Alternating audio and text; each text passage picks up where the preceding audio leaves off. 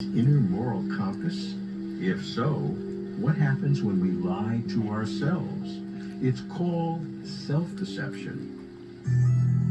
I go to Southern California to meet a cognitive neuroscientist who investigates patients with strange conditions in behavioral neurology. Listen up. V.S. Ramachandran.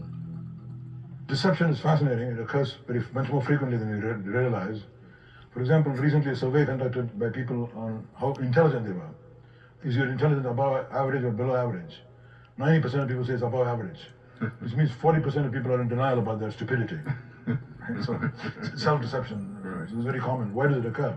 I think it occurs to stabilize behavior. You've seen this in patients.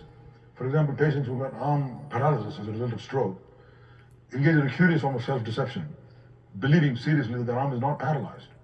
It only happens when the right hemisphere is damaged, the left side is paralyzed. Because the so-called denial hemisphere is the left hemisphere. That's what engages in denial, to smooth over periods of difficulty in your life.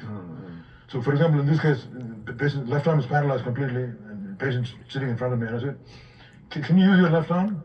She says, "Oh yeah, I can use my left arm," she says, right? Then I say, "Can you touch my nose with your left arm?" She says, "Yeah, I can touch your nose with your left arm." "Whose arm is this?" "It's my brother's arm," she says. She disowns it and says, "Belongs to my brother," okay? I said, "Well, where is your brother?" "My brother is under the chair, I think." It doesn't occur to her, why should some brother be hiding? The absurdity of the situation doesn't dawn on her. Right. Then comes the best bit. I said, "Okay, I want you to touch my nose with your left hand." Do you know what she does? Now, it means somebody in there knows it's paralyzed, even though she's denying that it's paralyzed. Yeah. Somebody in there knows it's her hand, even though earlier she said it's her brother's hand. She's doing that, right? So the multiple layers of belief can coexist in one brain. Wow. And there's this coherencing of behavior is one of the unsolved problems in neurology.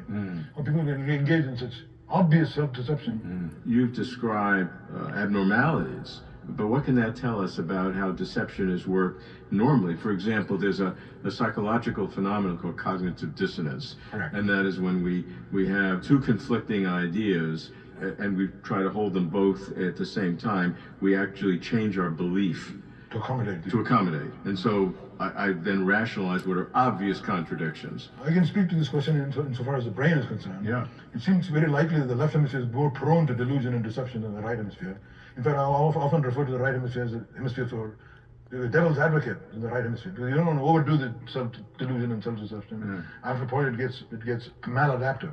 It's good to say, I can still beat you in tennis with my damaged elbow, but if I say I can lift weights, then you're in trouble. So there's a threshold you reach beyond which you don't want to engage in denial just to tide over difficult periods.